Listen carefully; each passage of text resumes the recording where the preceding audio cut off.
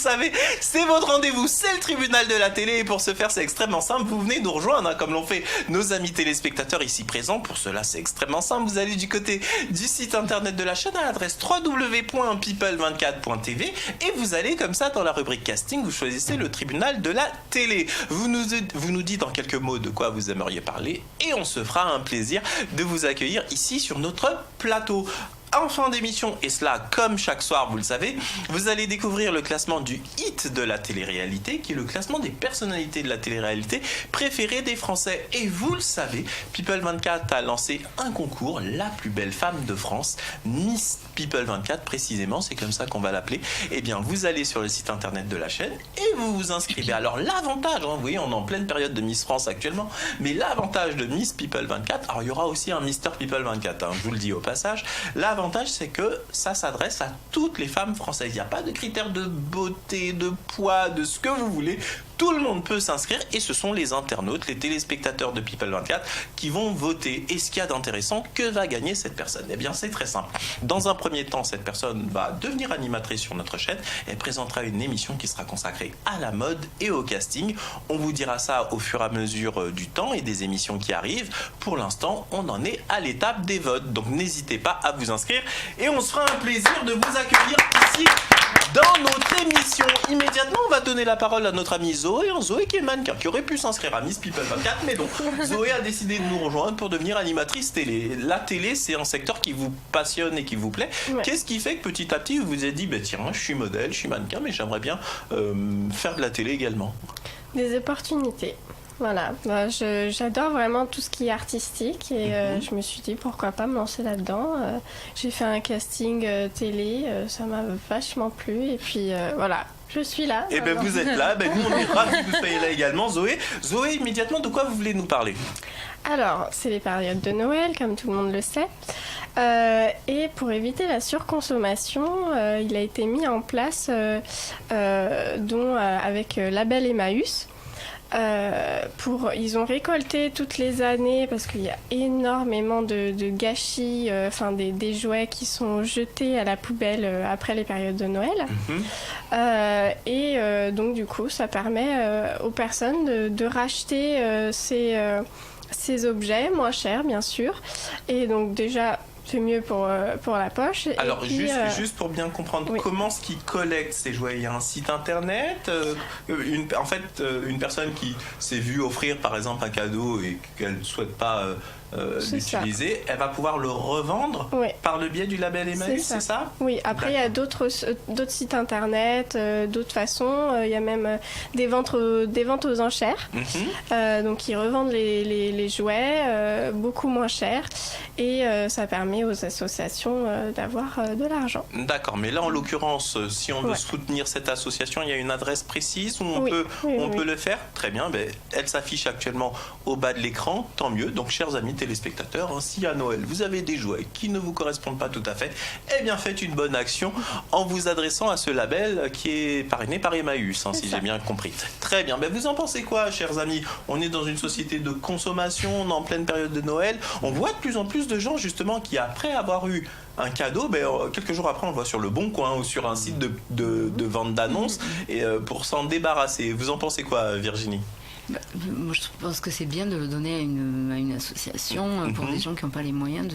Alors là en l'occurrence, c'est plus subtil et je pense que c'est même plus intéressant parce que c'est pas tout à fait un don, si j'ai bien compris. On le revend. Ça dépend de quel. Donc il y en a les ventes aux enchères là. C'est des personnes qui, comme tout le monde, qui n'ont pas forcément le budget pour acheter des cadeaux de Noël. Donc ils vont là-bas.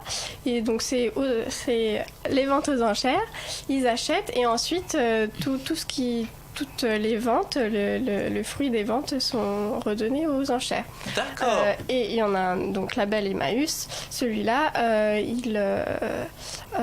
c'est simplement pour éviter la surconsommation. Il récupère tous les produits non voulus après Noël et on peut les racheter. D'accord. Alors j'avais pas bien compris. Effectivement. Donc là, dans ce cas-là, comme le disait Virginie, c'est un vrai don qui est fait donc au label Emmaüs, et eux derrière revendent les cadeaux. D'accord, donc il faut le préciser pour nos amis téléspectateurs. Quoi qu'il en soit, on vous affiche actuellement sur l'écran un certain nombre de sites internet qui vous permettent de faire cette bonne action en direction des associations. Je voudrais vous entendre également, Cécile, sur cette démarche. Qu'est-ce que vous en pensez? Ouais, je trouve ça original. J'en avais vraiment pas du tout entendu parler. Et, ouais, franchement, ça donne envie.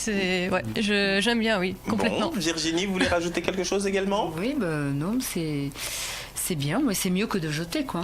Sinon, clairement, on est dans cette société de consommation. Erwin également. Tout à fait d'accord. Bon, tout le monde est d'accord d'après ce que je vois. Bon, c'est très bien. Moi aussi, je suis d'accord. Donc, immédiatement, on va passer un petit jingle et on va poursuivre nos débats. Vous êtes bien dans le tribunal de la télé.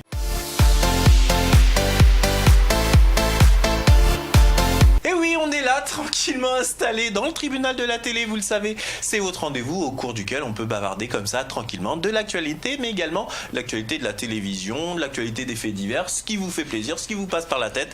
Pour ce faire, c'est très simple. Vous allez du côté du site internet de la chaîne, à l'adresse www.people24.tv, vous vous inscrivez comme ça dans la rubrique casting et on se fera un plaisir de vous recevoir dans notre émission. Mais vous l'avez noté également, si vous êtes déjà allé sur la rubrique casting du site People24, la chaîne vous accueille également si vous voulez passer dans un journal d'information. Par exemple, si vous avez été victime d'un fait divers ou témoin d'un fait divers, vous pouvez venir l'exprimer auprès de l'ensemble des téléspectateurs de la chaîne People24. Là également, vous allez tout simplement dans la rubrique casting du site de la chaîne. Immédiatement, on va donner la parole à notre amie Cécile qui est là. Cécile, de quoi vous voulez nous parler à présent? Non, des gilets jaunes, mais d'une manière assez différente. Parce que les gilets jaunes, on entend beaucoup parler actuellement. Mais ça tend à se calmer quand même. Ces derniers temps, plus on approche les fêtes, le mouvement tend à légèrement s'essouffler, même s'il est toujours beaucoup soutenu par les Français. C'est ça, mais d'une petite histoire assez originale et différente des autres, puisqu'il y a un artiste toulousain qui s'appelle James Colomina, un plasticien, qui a exposé en pleine manifestation lycéenne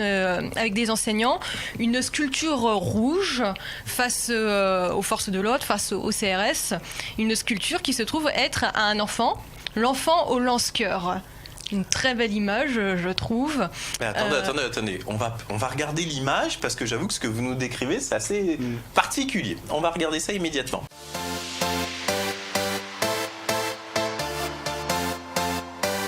Le moins qu'on puisse dire, c'est qu'elle est particulière, sa figurine. Donc, elle s'appelle l'enfant au lance-cœur. Au lance-cœur, c'est ça. D'accord. Qu'est-ce que vous pensez qu'il a voulu symboliser précisément, ce plasticien? Alors, ce que je pense, en tout cas, d'après ses propos, pour lui, c'est un message positif. Le mettre comme ça face aux forces de l'ordre. C'est ça, complètement. Donc, et cet enfant, pour lui, moi, c'est mon avis aussi, il est censé représenter l'espoir d'un avenir meilleur. D'accord. Ouais, moi, je préfère que les idées s'expriment comme ça en douceur, dans l'art, etc. Plutôt que par la casse. Mais ceci étant dit, intriguant quand même le personnage. Virginie, vous en avez pensé quoi de cette démarche de ce plasticien? Moi, je trouve ça bien. En plus, je ne peux que l'encourager parce que c'est un Toulousain. Toulousaine chauvine, voilà. Et puis ça permet de dédramatiser. Parce que c'est vrai que moi, je préfère voir ça que des casseurs, que voilà. Non, c'est une touche d'humour. C'est une touche d'humour, ça apaise, c'est original. Je suis fan. Je vois ça. Erwin. Ouais, non, c'est vraiment bien avec tout ce qui se passe. C'est beau de voir ça, un beau message d'espoir. Après, il faut voir si les CRS l'ont compris de la même façon. C'est exactement ça. En fait, comment ont réagi les CRS? Voilà, ça aurait été intéressant. Ils n'ont pas dû rigoler, en fait. Je ne sais pas. Et vous-même, Zoé, par rapport à ce mouvement des Gilets jaunes et à cette démarche de ce plasticien? Je suis d'accord avec tout le monde, et puis un peu d'art aussi, c'est bien. Bon, en tous les cas, je vois qu'il y a unanimité sur le plateau. Donc, quand il y a une unanimité, on passe au sujet suivant. Merci d'avoir mis ce sujet en débat lors de notre émission. Immédiatement, un petit jingle et nous poursuivons nos débats. Vous êtes bien dans le tribunal de la télé.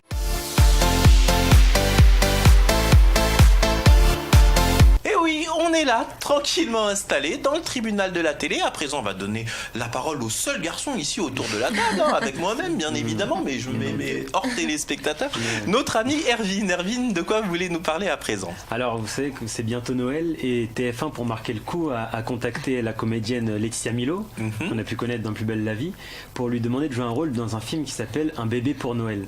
Et ce qui est le plus surprenant, c'est qu'ils l'ont fait pour une raison, c'est qu'elle est enceinte et qu'ils ont voulu tourner avec son ventre enceinte ce film Un bébé pour Noël. Donc toutes les prises ont été faites vraiment en réalité. Donc c'était une avancée pour TF1 parce que c'est la première fois.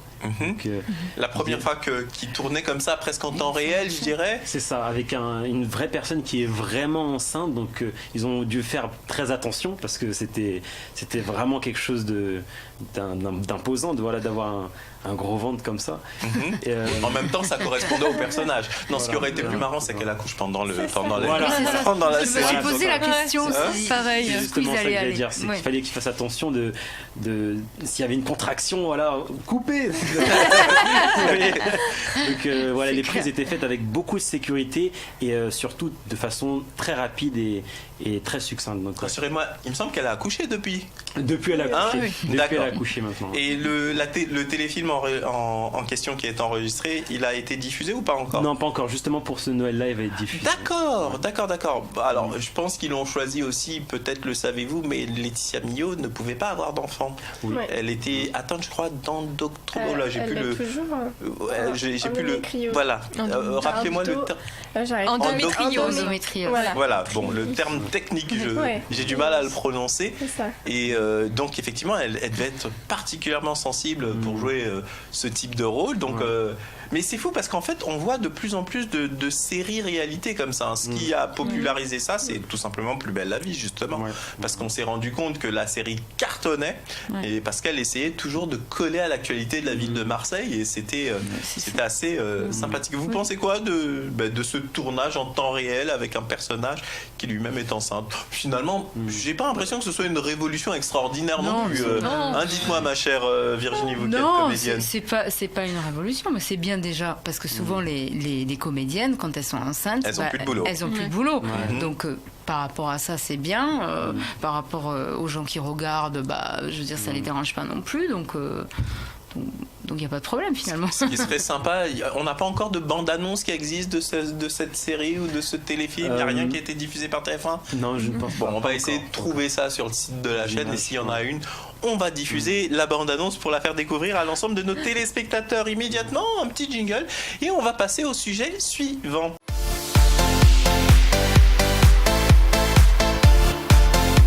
On est là tranquillement installé, vous êtes bien dans le tribunal de la télé. À présent, on va donner la parole à notre amie Zoé. Zoé, de quoi vous voulez nous parler? Je crois que vous voulez nous parler théâtre. Oui, c'est ça. Alors, la semaine dernière, je suis allée voir une pièce de théâtre fabuleuse.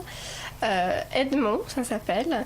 Donc ça parle de la vie d'Edmond de Rostand et surtout donc de sa fameuse pièce Cyrano de Bergerac. D'accord. Alors précisément, dans quel théâtre se joue cette pièce? Le théâtre du Palais Royal. Mais vous savez quoi? On va essayer de trouver un extrait pour vous le diffuser immédiatement. Nous sommes à Paris, en décembre 1895. Je n'ai rien écrit en 2 ans. Comment puis-je trouver un sujet en 2 heures? Je ne sais pas, Edmond, improvise. Cyrano de Bergerac. Qui est-ce? Un poète, fin bretteur, avec un grand nez.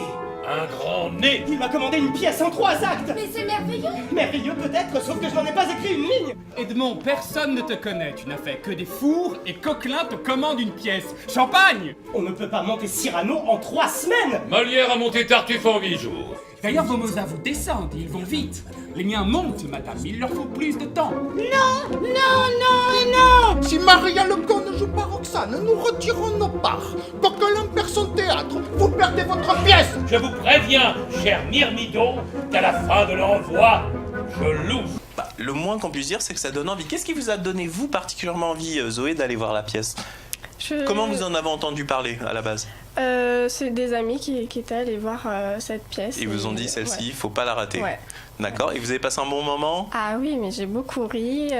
Franchement, c'était top. Et puis, de se rappeler Cyrano de Bergerac, qui est une pièce magnifique. Voilà. Ouais. D'accord. On a notre amie comédienne Virginie. Virginie, vous connaissiez cette pièce? Vous l'avez vue? On ne parle que de lui, ce metteur en scène Michalik. C'est vraiment, il fait que des pièces à succès, etc. Alors je l'ai pas vue, mais j'ai projet d'aller la voir prochainement. Par contre, j'ai vu une autre pièce, donc par ce metteur en scène, donc Intramuros, et c'est fabuleux. C'est du grand théâtre, et c'est sur la vie des prisonniers. Et vraiment, les comédiens sont vraiment excellents. On y croit, quoi. Vraiment, c'est... Bon, clairement, si j'ai bien compris, vous aussi, vous conseillez d'aller voir cette pièce. J'ai pas vu Edmond, mais vu la réputation... Bon, vous savez quoi, Hermine et Cécile, on va y aller ensemble. Parce que eux, fabuleux. apparemment, ils ont déjà fait leur truc. On va aller voir, et puis comme ça, on aura une opinion, nous aussi. Parce qu'on les voit là, hyper emballés, ça fait envie, quand même. Oui, ça n'est-ce pas? Moi, je l'ai pas vu, je veux bien venir avec vous. Bon, on va Amenez-moi. On va vous emmener aussi. Alors, immédiatement sur People 24, c'est la publicité. Et juste après la publicité, on va continuer tranquillement nos petits débats. C'est parti.